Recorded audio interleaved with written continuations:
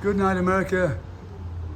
Elliot Rosewater for the Cape Pixie Radio, the only nuclear-powered radio station on God's green earth. Tonight, we're opening up the show. I'm having a lovely cold pig's ear with a shot of Jack in there, by the way. Pig's ear, Liverpool slang for beer.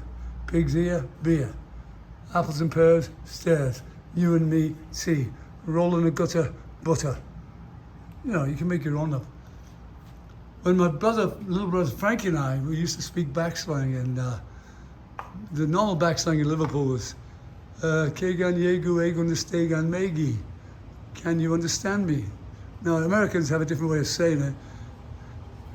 Like, stay up there. But in Liverpool, it was a, dead course. My brother and I made one up for every letter of the alphabet. For example, B. Dabu, Yabu, Nabo, Wabat, Abai, Abam, Tabok, Abanababat.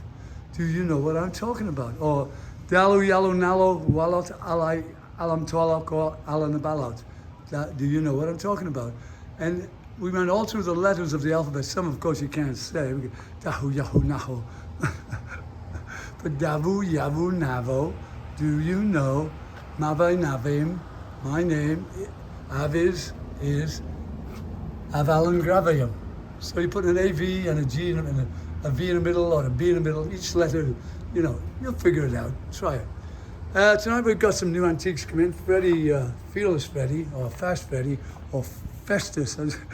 He's changed his name too, because the boy was talk like a Texan. Or the boy raised pigs when he was little, and woo, pigs, sweet. And anyway, he says Missouri, not Missouri. This stick here was specially made for Abram, our friend out at 11 Western Builders in Escondido, a goodly man who looks after both parents and two sons, and he's got a big piece of land out there in Valley Center. It used to be the place to grow vegetables until they stole their water. Anyway, so tonight, Fast Freddy brought in some cool paintings. That one I love in particular. Oh, look at this. There's a Mickey Mouse. That's one of those, let's get a close-up. All kind of Mickeys. This one is my favorite. It is all the Oscars from, starting out in 1927 and 28. It ended up in like 1985. So that's a classic. Really a beautiful piece. And I like this one. I think my wife will like this one. That's pretty cool. Anyway, we got a selection of art in all the time. Fast Freddy brings it in, and we all have a hand in bringing it in. But this one I like. This is a baby hubcap. The 50s, the wheels had a real shiny center of chrome. It looked like a mirror. Having a lovely pig's ear tonight with a shot of Jack in it. Pig's ear, beer. Rhyming slang in Liverpool. Pig's ear, pier. Roll in the gutter, butter. You and me, tea. Apples and pears, stairs. Don't forget we're doing our line of cool beads. And that, oh, by the way, these forks, I'm making a line of jewelry, like forks and spoons that bend around your wrist. Got some old antique ones here tonight. We'll get a whole bunch more. And it's a product that we're manufacturing for the Bonafide restaurant there, which we'll sell too. Tonight I want to talk to you a couple of things, but tonight in particular about a man called King Amanpour. He's the epitome of attorneys. He's on the job, he's brilliant, and if you get his time, you've got like nanoseconds or he's gone. It's like these people with high intelligence. There's a form of autism, high autism known as Asperger's. And people say, oh, he was rude, he cut me off, he had no time for me, he was like brusque. Well, yeah, that's because they really have a lack of what's they call empathy. And in a way it's a good, because you're good oncologists and you're good morticians and you're good, really, people who can not go, oh yeah, oh you're dying, oh, they're clinical, objective, and you get no bull from them. They tell you the very truth, and it's like you really would rather have that. Most people would not. They'd rather have you lie to them. Well, anyway, getting back to the Asperger's disease, there was a famous San Francisco attorney, and they were doing a study on the perfect, the guy who fits the profile. So to get everybody's DNA, I think about 200 people. And when the results came back, they laid them on his desk, and he suddenly went, wait a minute, wait, get this guy in here. This guy's off the charts, man. Look at these numbers. And it turns out that the staff had put in his DNA, mixed it in with the others. Then when they told him, he went, no way, no. And so they said, I'm telling you, they showed him the facts. So he asked everyone he ever knew to a man, what do you think of me? And be real. And they went, well, actually, every one of them said the same thing. We thought you were a bit of a dick and you didn't seem to care. And he said, well, I was flabbergasted because he had never thought about it, how he was. He was always too busy analyzing other people. And he said, and when I found out about it, I still didn't give a shit. So he was a true, honest man. But don't expect someone with higher autism, like Asperger's, to sit around kibitzing with you about your cancer. They'll go, hey, you got it, go, but next. And you might think it's brutal, but it's actually more real than anything. So what can you say? Well, listen, I want to tell you something, that you have something bad, and I'm getting around to it, so I'll be all periphrastic, which means to go all the way around the perimeter, periphrase, and bullshit you, and then half an hour later, I'll hit you with, you're dying. So the good oncologist will tell you the truth right away, and the truth is he will not feel a living thing about it because he is devoid of that gene. And as I say, it's very good to be clinical. A judge should be that way. If you get yourself wrapped up in the heartstrings. A young man, I had a meeting with him last night. He talked about the effects of listening to hard luck stories or real tragic cases, how it can wear on you and wear you down. And he's right, because a lot of counselors, grief counselors, they just overwhelms them and they get so sad. And a lot of them just off themselves. They kill themselves, jump off the Coronado Bridge, a lot of them. And so you're not supposed to get emotionally involved, and if you do, you suffer too. And the Asperger's case does not. He doesn't feel a bloody thing. I think that's the best way to do it, frankly. Let's talk about high intelligence, and in particular, a fellow by the name of King Amanpour. He's one of the very best attorneys I've ever met, and he's affable and friendly, but he's got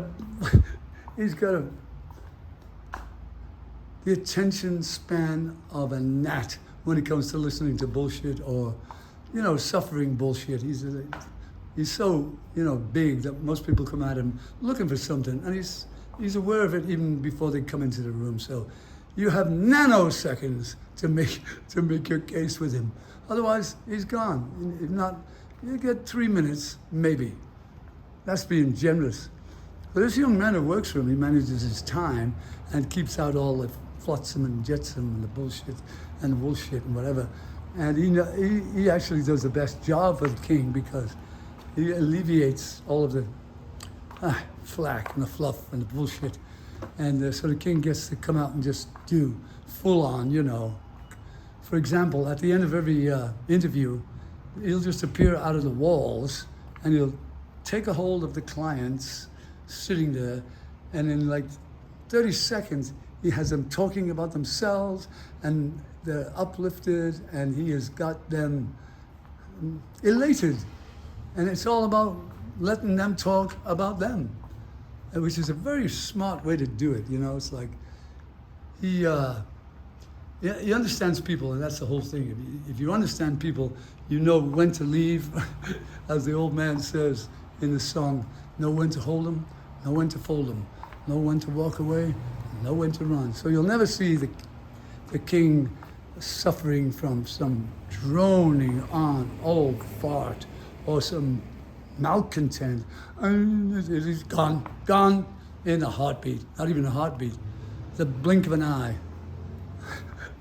So, this young fellow, who shall remain nameless, let's just call him Jordan, because that's one of my favorite names. This young man was explaining to me about how he suffers from this, what shall I say, like highs and lows. One minute you're up there, one minute you're up on the ceiling, next minute you're down in the dumps, and how he immediately knew when the fake shrinks said to him, "Oh, look, you've got to go on this medication right away, and you need that," and blah, blah. He said, "Well, don't tell me what I need. I'm the one who knows it." So back to that old Jackie Mason joke. I told it before, but it was like this. I'll say it again. Jackie said he went into a psychiatrist's office, and the psychiatrist said, "Well, you're not yourself." Duh. He said, "Well, who am I?" The psychiatrist said, "I don't know. We're going to have to investigate." Jackie said, "Well, why don't we just ask my friends and save the $50? It ain't $50 no more, by the way, to go see a shrink. And so if you can avoid it, avoid it. My joke is, if you can miss it, don't. So, and I always tell myself stupid jokes like that to cheer myself up, because the worst thing you can do is dwell on yourself. Ugh. Nobody hates it more than everybody else. No one wants to hear a whiner. I've got a big sign on my desk that says $50 whining fee charge. So if you come in my space and you start saying, "Well, you did this to me," and you go on and on and on, you'll get thrown out on your ass. Anyway, getting back to the king. If you want the best attorney in San Diego, and I'm not blowing smoke up your ear here, I'm saying this. He knows, like the Art War teacher teaches us, he's won the war before he gets out of bed. He knows all the moves. He knows what to say, when to say. He doesn't use bullshit. He uses finesse. He's always up. You'll never see him down. And if he does, you'll never know it. His brother Ari is the same. They're just super high intelligence, and just fun to be around for someone intelligent. Well, not me, but people with high intelligence have this gift of, it's like, cut to the chase. Hello. Get out of the mire and the muck and say what you think, because time is ticking away, and the next thing you know is pushing up the daisies. So, a shout out to all the people who have been, like a good friend of mine was, the king sent his people in to take care of her case. In record time, it was settled. And a lot of people who deal with him know that in advance, and they kind of like give up. Just give it up. Anyway, so if you really have a serious case like I have, an injury case, this is the guy to do it, because he's got something else going on. Let's get back to his bling. If he gives you a pen, by God, it's elegant. There's a diamond in the head, and it is a heavy pen. It's not a cheap plastic one like Bank of America or all these big corporations. They buy them by the millions, and so they have to pay a penny and make it in China. The king makes bling that is high-end, beautiful quality. His business cards are just like solid gold. You can't walk by a bus without feeling his presence, and when you turn around, huge smile, huge smiling face from the back of a bus, and then another bus, and then another bus. Everywhere you go, he's surrounded you on his own. So I used to say that if you want to make a good sale, surround them with you, and if you can do that, you've got it made. So the king puts out the high quality bling. He puts out the high quality ads, and he's constantly in your home. Like, I have a technique I use. I take his card and I put magnets on it, and everywhere I go, I just put it on the icebox of somebody. And when you wake up in the morning, they say, "Well, where did that come from?" But they keep it there. And when you need an attorney, you'll go to that card. Believe me, it's so attractive. It looks like a piece of gold. And it's, I bling it up. I add little red rhinestones and all kinds of other stuff.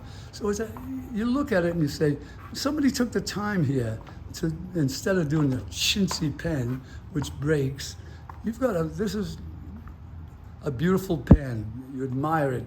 You admire anything that he does. His tote bags, everything he has, his hats, they're high quality. And that tells you this. He wants you to remember him in the very best way. Not when you look at his pen and go, ooh, that's a cheap pen.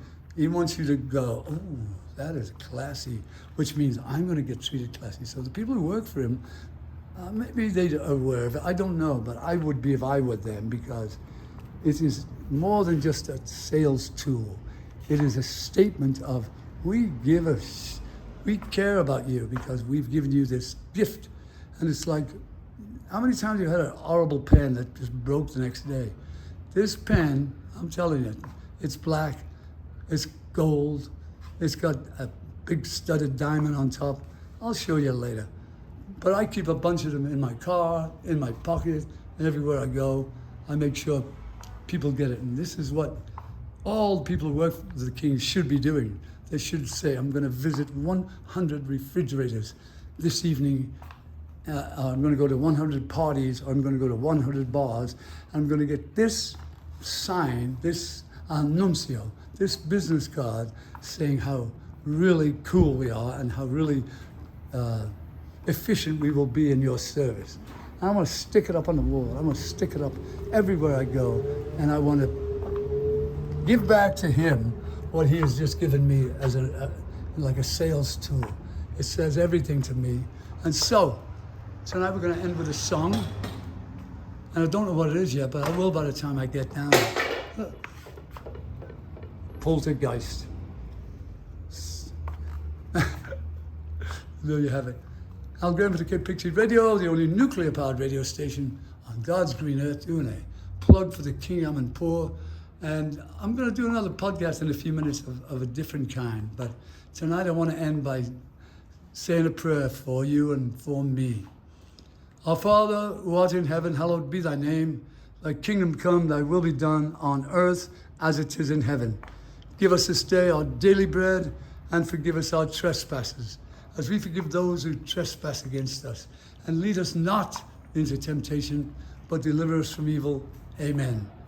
And one last one. Hail Mary, full of grace, the Lord is with thee. Blessed art thou amongst women, and blessed is the fruit of thy womb, Jesus. Holy Mary, Mother of God, pray for us sinners now and at the hour of our death. Amen. And there you have it. About 17 minutes long. Blah, blah, blah, Al. Good night, America. Elliot Rosewater for the Cape Pixie Radio, the only nuclear-powered radio station on God's green earth with the call letters 420. Do do do do do do do do.